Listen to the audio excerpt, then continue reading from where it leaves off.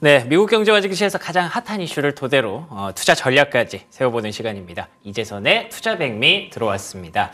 자, 오늘은 4주 연속 랠리를 달린 이후에 숨고르기에 들어간 미국 증시, 그 숨고르기의 배경과 앞으로의 전망에 대해서 여러 가지 경제 지표들 전망해 보면서 그리고 연준 인사들의 발언 점검해 보면서 쭉 한번 살펴보도록 하겠습니다. 현대차증권 이재선 연구위원 나오셨습니다. 안녕하십니까? 네, 안녕하세요. 네, 안녕하십니까? 말씀드린 것처럼 4주 연속 상승이 조금 부담이 되나 봐요. 숨고르기에 들어가 있는데 어쨌든 하락은 안 합니다. 그것만으로도 좀 긍정적으로 볼 수도 있을 것 같고요. 주말 사이에 여러 가지 이슈들이 좀 지나갔고 미국이 또 연휴도 지나왔는데 이런 상황들 어떻게 보셨는지 정리를 먼저 부탁드릴게요.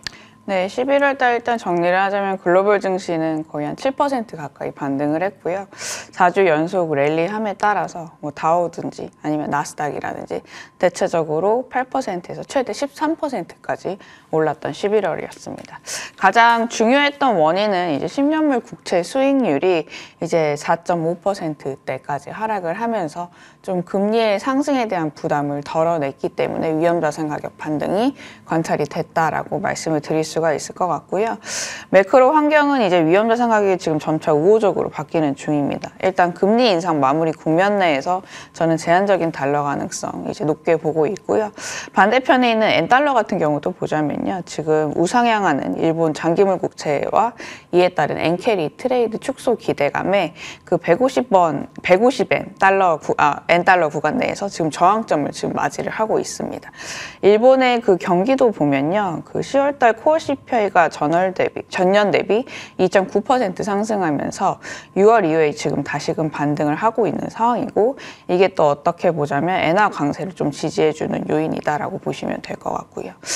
유가 같은 경우도 지금 안정화가 되는 양상입니다. 고점 대비해서 대략적으로 한 47% 정도 이제 하락을 하면서 배럴당 70달러대에 진입을 하고 있는 상황이고요. 급격한 디플레이션 우려를 반영을 해서 증시에 부정적인 영향을 미치는 유가의 그 하락폭 같은 경우를 보자면 고점 대비 대략적으로 한 60% 수준인데 이게 한 배럴당 60달러 선 내외입니다. 그 이상 수준까지 하락을 하지 않는다라고 했을 때는 지금 레벨 같은 경우를 보자면 위험 자산에겐 더할 나위 없이 좋은 레벨대다라고 말씀을 드릴 수가 있을 것 같고요. 왜냐라고 봤을 때 이제 선진국에 있어서는 긴축 부담을 조금 덜어낼 수가 있고요. 소비도 이제 완만하게 떨어지는 이 속도 조절을 할 수 있는 그 원자재 가격 레벨대라고 보시면 될 것 같습니다. 우리나라 같은 경우를 보자면 이제 수입 국가이기 때문에요. 원유 수입 국가이기 때문에 그 원유 비용에 있어서 좀 비용 부담을 경감하게 될 수 있는 요인이라고 보시면 될 것 같고요. 다만 이제 저희가 12월 달 한 달만 놓고 보자면은 아직까지 CPI가 코어 물가의 또 절대적인 수준이 여전히 높을 것으로 예상이 되고 있습니다. 4% 초반대가 예상이 되고 있기 때문에 시장 이제 부분에서 보자면은 연준의 스탠스가 뭐 확연하게 전환될 가능성은 좀 낮다. 그렇기 때문에 상단을 열기에는 12월 달은 조금 고민을 해야 되지 않을까라고 생각은 하고 있습니다. 그렇군요. 현재 국제유가가 좀 빠르게 떨어지면서 이거 너무 급하게 떨어지는 것이 아니냐, 경기에 뭔가 문제가 생긴 것이 아니냐라는 얘기들도 있었습니다만 위원님의 말씀을 듣고 나니까 우리 같은 수출하는 국가들 그리고 원유를 수입해서 쓰는 국가들에게는 정말 더할 나위 없이 좋은 그런 가격대로 진입을 하고 있구나, 오히려 호재로 생각해도 되겠구나라는 부분이 굉장히 좀 긍정적인 포인트로 들리네요. 그리고 또 긴축에 대한 얘기를 좀 해주셨는데 간밤에 원로이사 발언이 저는 좀 인상적이었거든요. 이 정도면 뭐 더 이상 금리 인상을 안 해도 된다라는 얘기를 거의 공식적으로 발언한 듯한 그런 느낌이 있어요. 어떻게 보셨어요? 연준 의원들도 약간 제각각으로 지금 발언을 하고 하죠. 있는 것 같아요. 뭐 여전히 이제 인플레이션 2%대를 강조를 하면서 금리 인상 가능성 배제하지 않겠다라는 연준 의원들도 있고요. 반면에 아까 언급을 해주셨다시피 물가 낮추기에는 지금 적절한 지금 통화 정책 수준이다라고 이제 말씀을 하시는 분들도 있고요. 이제 근데 저희가 가장 중요하게 보는 부분은 그래서 시장의 방향성이 어떻게 될 건데. 금리의 지금 추이가 어떻게 지금 흘러가고 있느냐에 따라서 좀 이제 위험자산 방향성이라든지 그 매크로 환경도 좀 눈여겨봐야 될 필요가 있을 것 같은데 선물시장에서 반영하는 금리 인하 가능성은 거의 내년 5월 달에 있어서는 지금 기정사실화가 된 상황이고요. 그렇구나. 예, 강력한 소비가 이제 1분기로 금리로 접어들면서 사실 계속해서 좀 제한적일 가능성이 높고 소비가 제한적이라고 했을 때 그럼 반대편에서 그러면 임금 상승률이 올라가고 있는 사실 그것도 아니거든요. 연체율도 지금 상승하고 있기 때문에 연준위원들도 여기에서 톤 자체를 더 강경하게 이제 높일 가능성은 1분기로 접어들면서 저는 더 제한적이다라고 생각을 하고 있습니다. 12월 달 FMC 회의 가서도 뭐 저희가 지금 금리 동결 가능성이 지금 무게를 두고 있고 점도표도 제가 봤을 때는 9월 달 점도표 대비 좀 완화적으로 나올 가능성, 2024년 점도표가 찍힐 가능성이 높다라고 생각을 하고 있거든요. 금리 추가 가능성이 낮다는 점은 이제 시장 하단을 지지해주는 요인이기 때문에 그쵸. 예, 우호적으로 어쨌든 간에 작용할 가능성이 높다라고 생각을 하고 있습니다. 말씀해 주신 대로 간밤에도 제가 계속 지수를 좀 봤거든요. 뭔가 좀 하락 전환됐다가도 어쨌든 금리 인하에 대한 기대감도 있고 동결에 대한 기대감 거의 확신에 가까워지다 보니까 이게 계속 지수가 조금 상승권에서 유지하려는 그런 움직임이 굉장히 좀 인상적이더라고요. 그래서 앞으로 있을 지표들을 하나씩 좀 예측해 보면서 시장 전망을 좀 점쳐볼 필요가 있을 것 같은데 일단 내일 베이지북이 공개된다고 들었어요. 뭐 물론 지나간 일이기는 합니다만 어떤 영향이 있을 거라고 보십니까? 네, FMC 발표 이후에 통상적으로 베이지북은 한 2주 전에 나오고요. 예. 그래서 이제 베이지북을 보고 이제 금리 방향성을 좀 예측하는 그 도구로 시장을 좀 활용을 하고 있는 상황입니다. 예. 전월 베이지북을 보면은 이제 노동시장의 수요 공급 불균형이 완화가 되면서 임금 상승이 물가에 미치는 영향력이 이제 낮아지고 있다고 평가를 하고 있고요. 또 이제 가격 상승률도 보자면요. 기업들은 이제 과거 대비해서 가격 전가력을 더 높여잡지는 않을 가능성이 높다. 그래서 기대 인플레이션이 추가적으로 상승할 가능성은 향후 좀 제한적이다. 이렇게 금리에 대해서 조금 상단을 어느 정도 제한할 수 있는 그런 약간 그 발언들이라든지 이제 평가를 좀 내린 것으로 이제 밝혀졌고요. 11월 달 베이지북을 보자면 저희가 이제 물가는 계속해서 하향 안정화가 되고 있기 때문에 이보다 더 완화적인 코멘트를 할 가능성이 높다라고 생각을 하고 있고요. 다만 이제 그 추가 금리 인하를 조금 앞당길 시점을 이제 언급할 만한 부분은 사실 그렇게까지는 많지는 않을 거는 같아요. 그쵸? 여전히 네. 이제 경기가 좀 완만한 성장세를 어느 정도 유지를 하고 있고 물가 안정에 대해서 강조를 하고 있기 때문에 금리 인하 시점 같은 경우를 보자면 5월 달보다는 사실 더 앞당겨질 가능성은 그렇게 높지는 않을 거다 생각을 하고 있습니다. 알겠습니다. 베이지북의 영향도 있겠습니다만 최근에 시장이 사실 물가에 대한 고민 그리고 금리에 대한 고민은 거의 지워낸 듯한 그런 느낌이 있거든요. 경기에 대한 고민도 오히려 이제 이쪽에 좀 포커스를 맞추는 경향이 있기 때문에 이런 지표들에 대해서 좀 더 관심 있게 볼 필요가 있을 것 같습니다. 그래서 앞으로 이제 PCE 물가가 발표되고 주말 사이에는 ISM 제조업 PMI 이런 것들이 발표되는 걸로 알고 있어요. 어떤 쪽에 좀 무게감이 실릴까요? 물가 지표에 여전히 좀 초점을 많이 맞출 것 그렇군요. 같고요. 네, 예. 10월 달 PCI 가격 지수는 이제 전년 대비 3.1% 상승할 것으로 예상이 되고 있고 코어는 3.5% 상승 예상이 되고 있습니다. 2021년 중반 이후에 가장 낮은 수준으로 기록을 할 것으로 예상을 하고 있고요. 따라서 이제 연준이 금리 인상을 종료할 가능성이 더 커지는 그런 좀 힘을 실어줄 수 있는 어떻게 보자면 지표일 가능성이 높다라고 생각을 하고 있습니다. 지표 전망치가 시장 예상치보다 더 둔할 경우를 좀 가정을 해보자면요.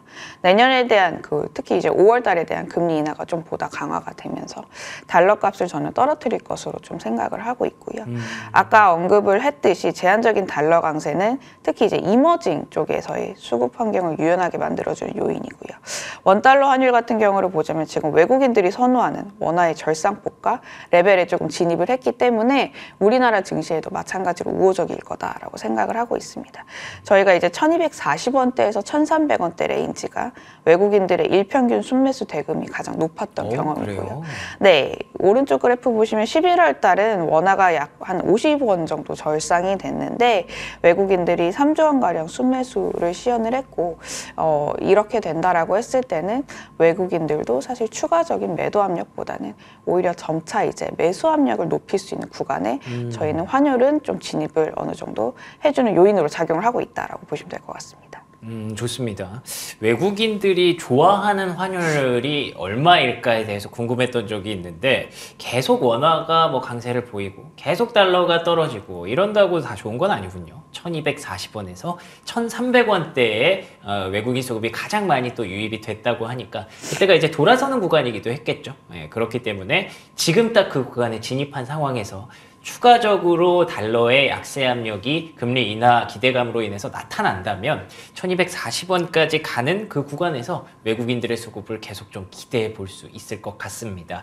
자, 이렇게 얘기를 정리해 보다 보니까 뭔가 또 연말에 대한 기대감이 살짝 살아나는 것 같기도 하고요. 분명히 틈새 전략을 우리가 포트폴리오를 잘 구축한다면 충분히 좋은 결과를 낼 수 있을 것 같기도 한데 제가 얘기를 들어보니까 숲보다는 나무가 중요하다라는 표현을 쓰셨다고 들었어요. 어떤 내용인가요?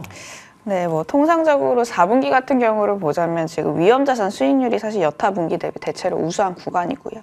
실제로 코스피도 마찬가지입니다. 저희가 2000년 이후에 12월 달 코스피 상승 마감 확률은 대체적으로 한 60% 수준이고 절대적으로 월별 수익률을 보자면은 세 번째로 조금 양호한 달이다라고 얘기를 할 수가 있을 것 같아요. 다만 이제 이번 구간 같은 경우를 보자면 고민은 좀 이익에 대해서 저희는 좀 찾을 필요가 있을 거는 같고요.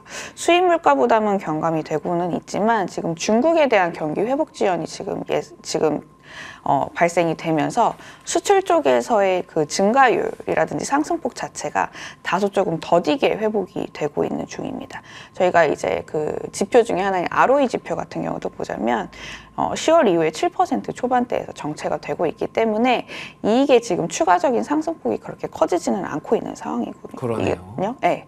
그래서 이제 그 내년 Q에 대한 확신이 12월 달은 우리나라는 좀 아직까지는 좀 부족하다라고 생각을 하고 있고 그렇기 때문에 중국의 물가 지표 반등과 또 원자재 시장에 있어서의 구리금 비율 반등이 저는 조금 해결이 필요하다라고 생각을 하고 있습니다. 그렇게 이제 되지 않는다라고 했을 때는 12월 달 연말 랠리 기대감은 좀 어느 정도 다소 상단이 제한된 흐름이지 않을까라고 생각을 하고 있고요.